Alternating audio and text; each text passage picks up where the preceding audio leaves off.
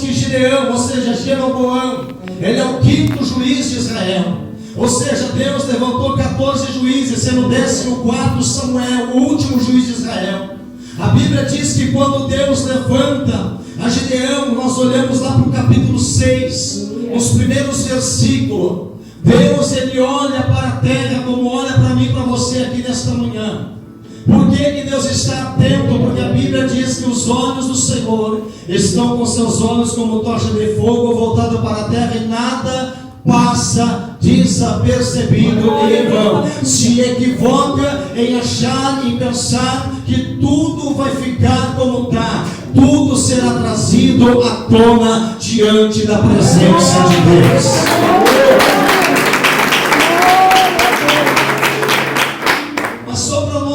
Recapitularmos, refrescar a memória, no capítulo 6, a Bíblia ensina que o povo de Deus, a nação santa, o povo eleito, o povo de Israel, a nação de Israel, Deus nunca teve alegria e não tem alegria em ver o seu povo sofrer.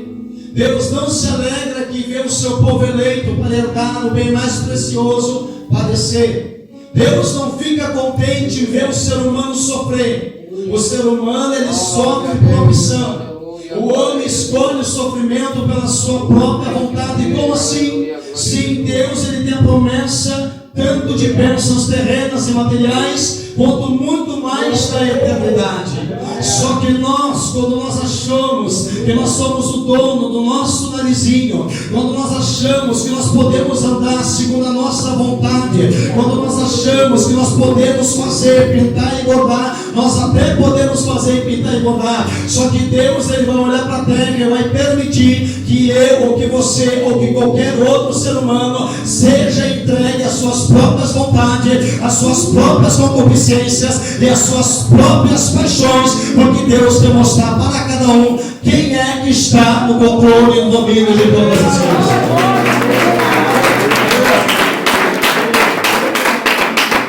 Irmãos, o povo de Deus era um povo que cultivava o plantio, tinha sua criação de gado, tinha as suas plantações, tinha a sua família, tinha as suas terras, mas no capítulo 6, versículos a seguir vão relatar que de tempo em tempo o povo, ou seja, o exército adversário, os medianitas, os amalequitas, outros povos aliados a eles, que eram inimigos do povo de Deus, eles vinham de tempo em tempo e saqueavam Israel, eles destruíam as casas, matavam, abusavam das mulheres, matavam os homens, matavam as crianças, destruíam tudo e até mesmo roubavam Israel. Por que Deus permitia isso acontecer com eles?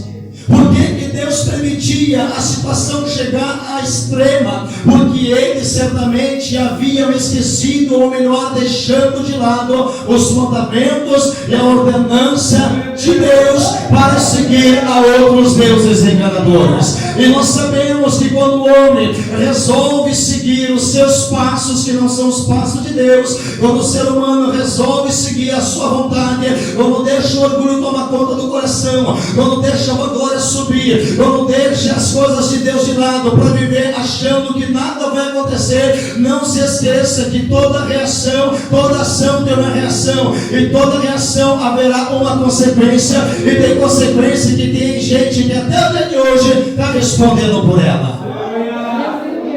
A Bíblia ensina, irmão, não é a minha palavra, é a palavra de Deus. Ou nós estamos na presença de Deus, ou nós não estamos na presença de Deus. A Bíblia diz que quando Israel, eles não conseguem comer daquilo que eles mesmos plantam, eles não conseguem usufruir da sua criação de animais, porque o povo adversário vem e rouba. Nós sabemos que a todo instante o adversário, ele tenta roubar o que é do povo de Deus. Nós sabemos que a todo momento Satanás, o adversário espiritual que você não consegue ver, se Deus não abrir uma visão espiritual e permitir, você não consegue ver, porque ele é espírito. A todo momento ele tenta a sua investida, a todo momento ele tenta a sua seta, a todo momento ele tenta desanimar você, a todo momento ele tenta fraquejar você, a todo momento ele vai usar uma forma, uma maneira suja, imunda, para que você olhe a situação, para que você olhe o problema, para que você olhe a circunstância de vício, para que você venha reclamar de Deus, para que você venha olhar e dizer: não vale a pena servir, não vale a pena estar na presença de Deus, não vale a pena louvar, não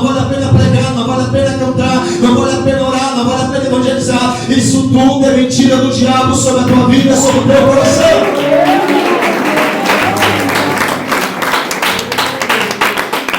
Tem aqueles que não deixam se levar pela influência do adversário. Mas tem aqueles que se deixam levar também pela influência do inimigo. A Bíblia diz que agora esse povo, eles esquecem os mandamentos de Deus. Eles começam a adorar aos deuses de Azerá. Eles começam a adorar ao Deus de Baal. A Bíblia vai relatar no capítulo 7, versículos à frente, que eles fazem para eles estátuas de adoração. Eles fazem para eles postes de ídolos de adoração. E Deus vendo a rebelião do coração deles, Deus vendo a situação que eles estavam vivendo, Deus vendo que mesmo estando debaixo da opressão, eles continuavam adorando a deuses enganadores. O que Deus quer ensinar para mim e para você nesta manhã já? Que nós não devemos de nos prostrar diante de outro ser, porque não há outro ser tremendo e glorioso, há somente o Deus Filho e poderoso do céu.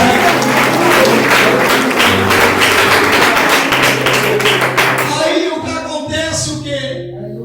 Deus, ele não vai forçar ninguém. Deus não quer que você, nem que eu, nem que ninguém aqui ou em outro lugar sirva ele de uma forma robótica. Deus não quer que eu e você sirva ele de uma forma mecanizada. Deus não quer que eu e você sirva ele como num piloto automático. Eu tenho que estar no culto porque o pastor convocou. Eu tenho que estar na oração porque o pastor convocou. Eu tenho que estar ensaiando, eu tenho que estar louvando, eu tenho que estar lá buscando porque o pastor colocou. Não, Deus não quer isso no seu povo. Deus quer que nós tenhamos até no nosso coração a alegria renovada de estar na casa, de estar na presença de Deus. Quanto mais você vem à casa de Deus, mais você quer vir. Quanto mais você busca, mais você quer buscar. Quanto menos você busca, menos você vai buscar. Quanto menos você ora, muito menos você vai orar.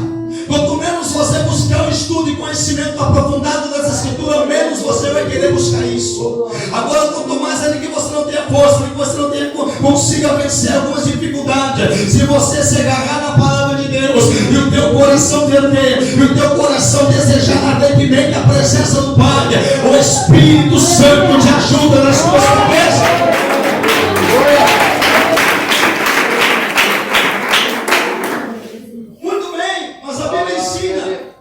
Que agora Deus olha para a terra. Vamos voltar na geração deles lá um instante. Deus olha para aquele momento e vê o povo deles sofrendo. Deus olha para aquela geração que era para comer do pão do melhor e vê o povo deles sofrendo. E Deus diz assim: vocês estão sofrendo porque vocês querem. Vocês me abandonaram, eu nunca abandonei vocês. Deus nunca desamparou. Deus nunca nos deixou e nem nos deixará só se nós procurar viver o centro da vontade dele. Jesus nunca encolheu os braços para socorrer a sua igreja. Jesus entregou sua vida de braços abertos na cruz do Calvário. Só que nós nos deixamos influenciar pelo sistema mundano, pelo sistema corrupto, pelo sistema enganador, pelo sistema modernismo. Nós nos deixamos influenciar pelas coisas que estão lá fora. Muitas das vezes querem se infiltrar dentro da igreja, mas a igreja de Cristo é diferente. O povo de Deus não é um povo corrompido, não. O povo de Deus é um povo zeloso, muito. A Bíblia ensina, irmão, que quando este povo eles estão lá perto, olha só, tem pessoas que só lembram de Deus quando a corda está no pescoço. Tem pessoas que só lembram de Deus quando o negócio está apertando lá no dedão do pé. Tem pessoas que só conseguem recorrer a Deus quando estão realmente necessitados de algo. Nós não podemos vir para a presença de Deus e querer negociar com Deus. Nós não podemos vir para a presença de Deus e querer trocar favores com Deus. Nós não podemos querer vir para a casa de Deus e dizer: Senhor, se o Senhor fizer, eu faço tal coisa. Deus dizendo: não, você primeiro faz, depois eu vou agir conforme a minha vontade na tua vida.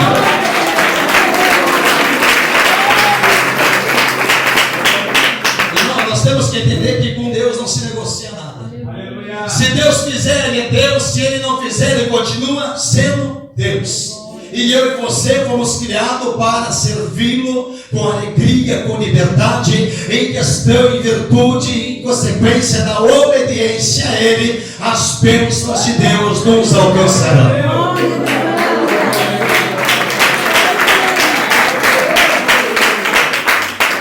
Tem pessoas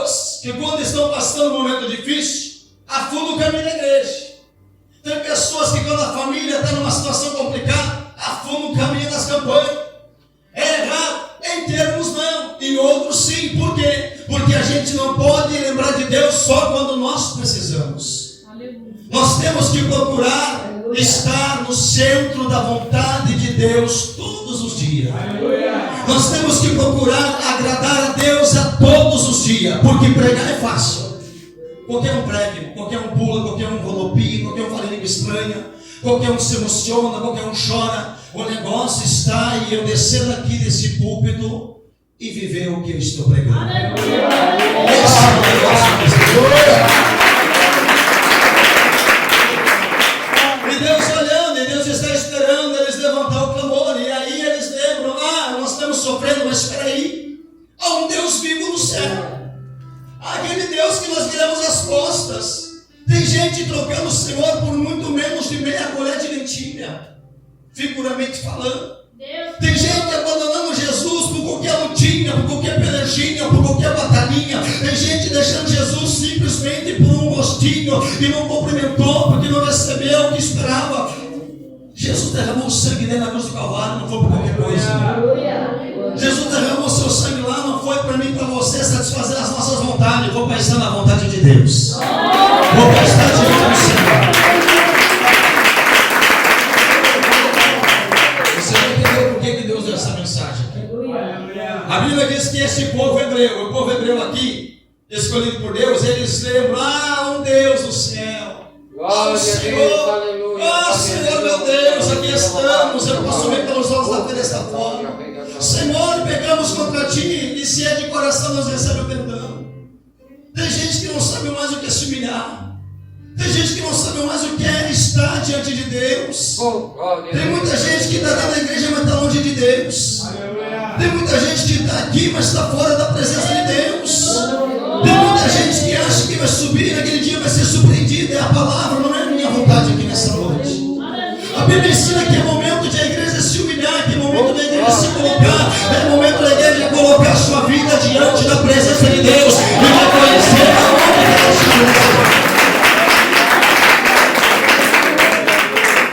Aí Deus olha eles orando. Por que a importância da oração? O pastor não estava aqui, os obreiros, homens e mulheres, Deus não estava aqui clamando à toa, não. Eles não estavam simplesmente preenchendo o relógio para começar para a glória, não. Eles estavam em uma oração intercessória. Quando eu cheguei, eu escutei uma oração intercessória neste lugar. Foi para que Deus viesse ouvir o clamor desta igreja. Sabe por quê? Porque as pessoas, voltando aqui ao nosso dia a dia, a nossa geração, vamos usar Israel como exemplo, aquela parábola, aquela mensagem que Deus trouxe lá. O povo olha: mas por que Deus permite essa situação acontecer? Tudo que aconteceu no estado, tudo que ainda está acontecendo em todo o Brasil, em todos os continentes, por que Deus permite? Será que é o prazer, a alegria de Deus permitir? Será que Deus ele se alegra em ver o ser humano correndo, desesperado para um lado e para o outro? Será que Deus se alegra em ver o ser humano batendo aqui, batendo ali, não vendo recurso? As autoridades não têm mais solução. A governança da nação, do estado, do município e afim não consegue mais solucionar o que está acontecendo por aí. Por quê? É Deus que está chacoalhando o mundo para o homem ver que é necessário se colocar na presença de Deus. É necessário se colocar diante de Deus. Só que daí às vezes o povo, eu digo o povo de uma forma geral, o povo quer Deus, mas só segundo o seu interesse. Muitas das vezes o povo quer as bênçãos de Deus, mas não quer oferecer nada para Deus. Essa é a verdade. A Bíblia ensina que quando Deus ele olha para Israel naquela época, o Israel clama, os hebreus clamaram. Deus vai olhar lá na tribo de Manassés, que estava entre o Israel, e vai ver quem? O menor da casa do seu pai. A importância, irmão, eu vou deixar algo bem claro aqui, pela direção do Espírito Santo. A importância de ser menor, e a questão de ser menor não significa ser desprezado. A questão de ser menor não significa ser aquele que te é tirado chacota. A questão de ser menor não significa ser aquele que não tem valor. A questão de ser menor não significa aquele que ninguém enxerga. Não te preocupe se ninguém dentro da tua congregação não te enxerga. Não te preocupe se dentro da tua casa ninguém não te enxerga. Não te preocupe se lá no teu trabalho ninguém não te enxerga. Não te preocupe se ninguém dá valor, dá crédito ao teu ministério, à tua vida com Deus. O que importa é a tua intimidade, é a tua comunhão na presença de Deus.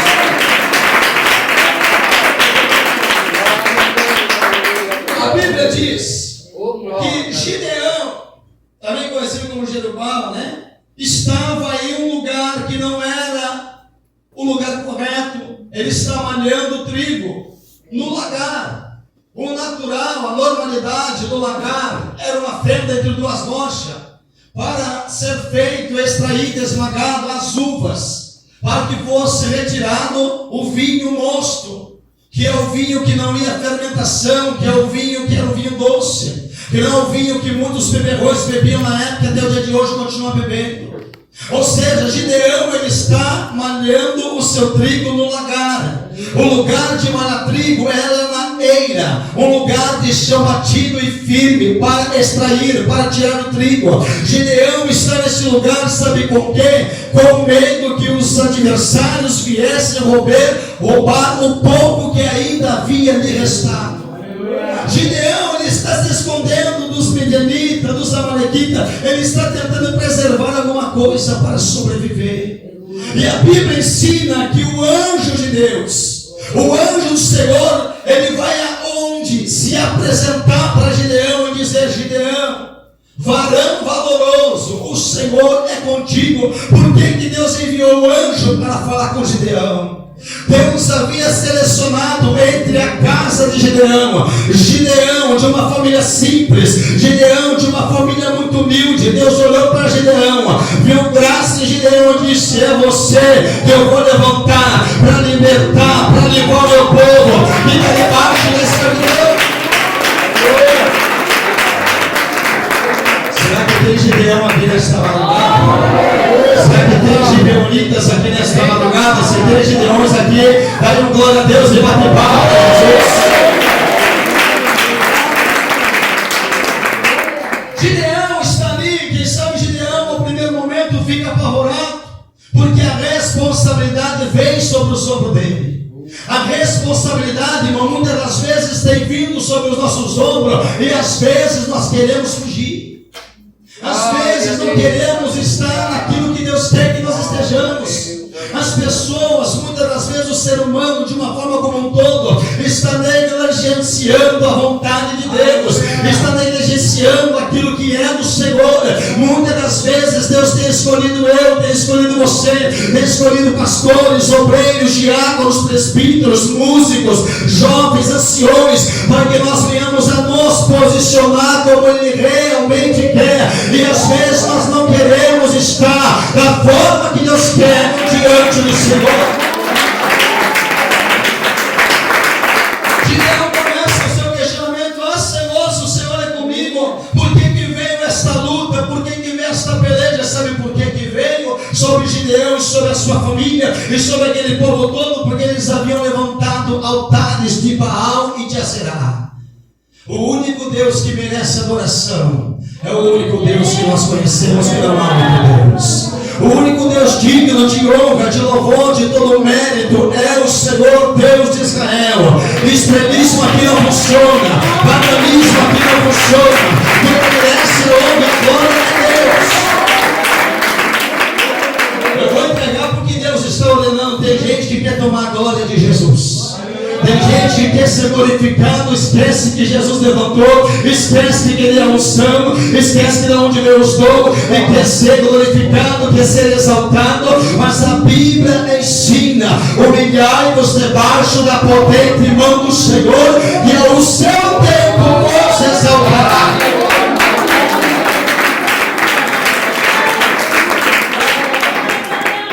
Eu vim para pregar, eu vou pregar porque me deram oportunidade.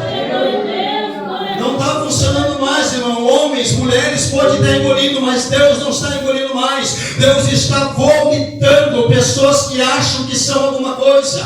Deus está vomitando pessoas que acham que podem fazer alguma coisa. Irmão, se não é a mão de Deus na minha vida, se não é a misericórdia de Deus na minha vida, nem da minha casa eu tinha saído hoje, nem da minha casa eu tinha botado pé na rua.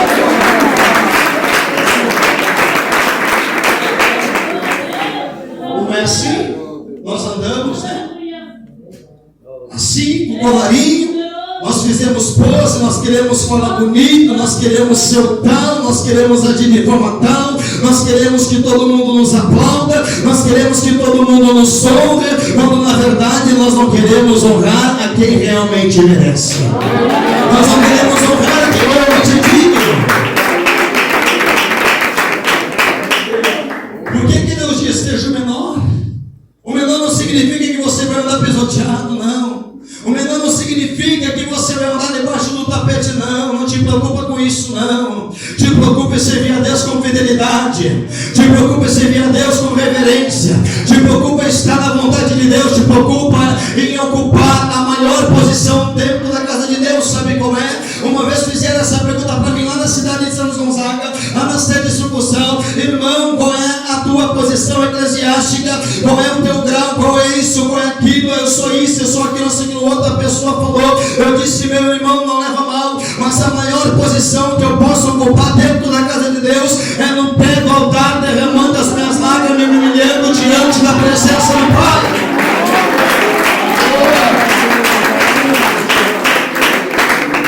Me bloqueou, não perdi nada. Amém? Então nós temos que ter esse cuidado. O menor da casa é tão honroso, é tão maravilhoso quando a gente vê os irmãos, as irmãs caminho branco, os irmãos, os pastores dedicando, instruindo, pagando preço de oração, pessoas que ninguém dá nada, mas não te importa com isso.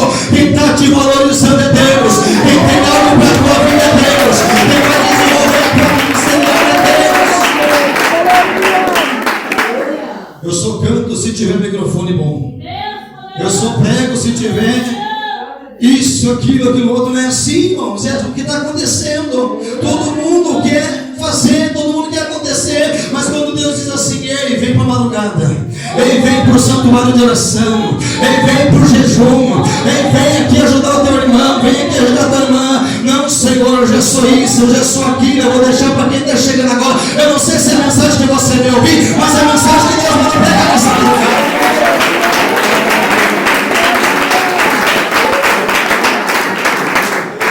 Senhor, aí Deus diz: tu está te achando que é o pé? Tu está te achando que é o fulano? Tu está te achando que é ciclano? Eu vou permitir algo. Aí a pessoa ligeirinho começa a reconhecer que quem é Deus. A pessoa começa a achar aquele jeitinho que ela tinha escondido dentro do baú. Ela começa a dizer: é assim que se humilha, é assim que volta a chorar. Tem gente que não sabe mais o que é chorar, tem gente que não sabe mais o que é ter intimidade, tem gente que pula na emoção, fala na emoção, prega na emoção, entrega recado na emoção, mas a presença dele já não está na vida.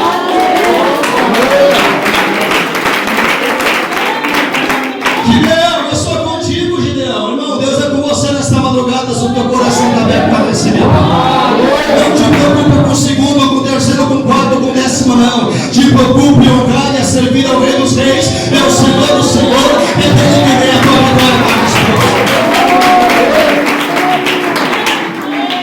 A Bíblia diz assim: Gideão, eu quero te enviar, é você que eu escolhi, vai lá, porventura não te enviei eu? Senhor, eu? Sim, Gideão, você vai livrar Israel das mãos dos medianitas como se fosse a força de um só homem, ou seja, de uma só mão.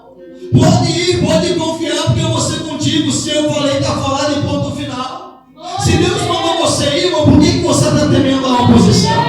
Se Deus mandou você pregar, por que você está temendo aquilo que vão achar, que vão deixar de achar? Se não vão gostar, se vão gostar, que não vão gostar, que se entenda com o Senhor. Faça você capaz da presença de Deus.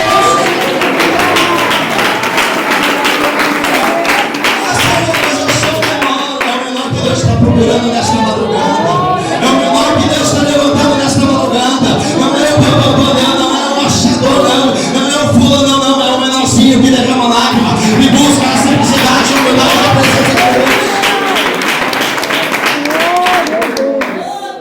Tem tanta gente inchada nos altares, tem tanta gente inchada nas igrejas, inchada aí fora. Aí você para para conversar, a boca é um sepulcro aberto. Você para para conversar, não tem graça, não tem unção, não tem nada de bom para me oferecer, nem para você. Irmão, tudo isso vai ficar aqui, nós vamos ter que prestar conta diante de Deus. Cada palavra aqui vai ser colocada naquele dia na presença do Pai. Tem gente que já não suporta mais a palavra, tem gente que escolhe pregador, tem gente que escolhe igreja, tem gente que escolhe conforme a sua vontade, porque não está disposto ainda a estar realmente na presença de Deus. Tem gente que está buscando somente um Deus de autoajuda, um Deus de amor, não está interessado em estar na presença de Deus, não reverencia mais a palavra. Eu não creio no Espírito Santo que está sobre essa vida, se não dá o mínimo valor para a palavra de Deus. Eu não consigo crer no Deus que está agindo em tua vida se a pessoa não tem compromisso com a palavra de Deus. Pode bater as palmas para Jesus.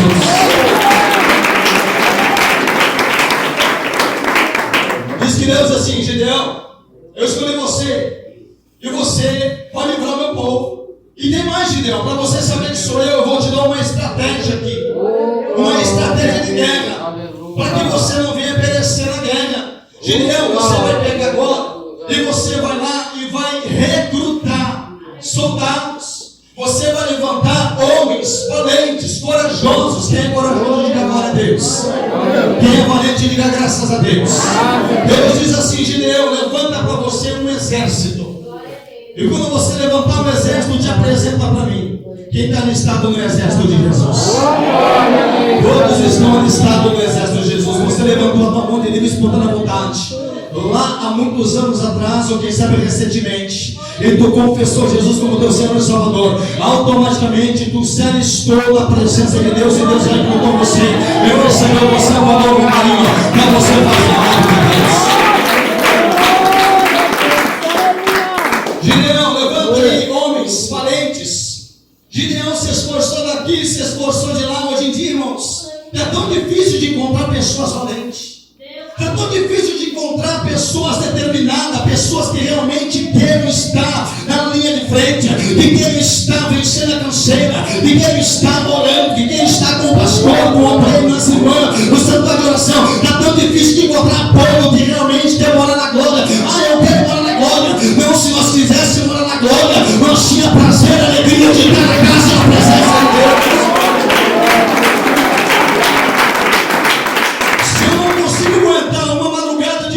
Com 5 anos e meio de culto, como é que eu quero viver uma eternidade glorificando a presença do Pai? Como é que eu quero viver uma vida inteira lá no Senhor, se aqui eu não consigo 2 horas, 3 horas, 4 horas, 5 horas que for, glorificar, exaltar e receber a palavra da presença de Deus? A vigília do ano passado eram os irmãos da igreja primitiva, eram os irmãos que oravam, eram os irmãos que clamavam, mas quando os irmãos clamavam, Deus enviava o anjo, a prisão libertava preto. Hoje em dia ninguém quer orar, ninguém quer clamar, ninguém quer pregar, ninguém quer fazer nada, e quer todo mundo na presença do Pai. Eu gosto do pregador que faz culto coach. Eu gosto do pregador que entrega a revelação face a face. A maior revelação está sendo entregue na nossa face e bateu no nosso coração. Aleluia. Gideão, quantos você levantou? Senhor, 32 mil. O exército adversário era 135 mil. Se nós fizermos aqui rapidamente um cálculo matemático, 135 mil, nós vamos entender que pela ótica do homem vai ser um massacre contra 32 mil. E Deus diz: Gideão, olha o seguinte, porque eu conheço a presunção e o coração do meu povo, eu vou te dar uma estratégia, a fim de que Israel não se glorie, dizendo: a minha força, o meu braço, a minha capacidade me livrou. Eu vou te dizer o seguinte: pode dizer para eles em alto e bom tom que os covardes, os medrosos, que fujam, que escondam das montanhas de Gileade, pode dizer. Eu quero ver quem vai ficar para guerrear comigo esta peleja. Eu quero ver quem é que vai conseguir suportar o tamanho daquilo que está por vir sobre a vida de cada um. Eu quero ver quem realmente neste momento vai ser os valentes. Quem vai ser os valentes de Davi? Quem vai ser os valentes de Gideão? E vão querer entrar comigo na batalha. Eu quero ver aqueles que não vão recuar. Eu quero ver aqueles que não vão vacilar.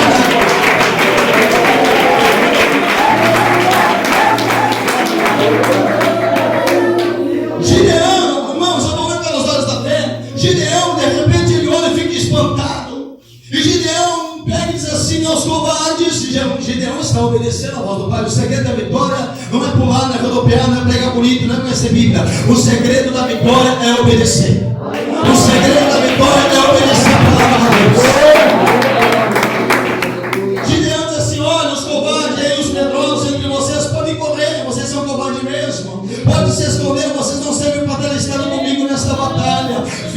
22.000 soldados vão se esconder. Diz que Gideão olha, 22.000 de 32.000 sobrou 10.000. Gideão chega, eu creio que pela presença de Deus, assim, Senhor, 22.000 fugiram, já ia ser um massacre, como é que vai ser agora? Gideão, pede para eu ter vitória. Gideão, eu quero mostrar para você que você tem que confiar na minha promessa. Eu quero mostrar para você que você tem que estar agarrado naquilo que eu te falei, não que fulano falou. Tem muita gente agarrado naquilo que o homem está falando. Tem muita gente agarrado naquilo que o ser humano está tentando decretar. Mas o Deus que eu sirvo, que tu está buscando nesta madrugada, é o Deus que muda decreto. É o Deus que quebra protocolo. E para Deus o milagre é possível. 10.000 soldados.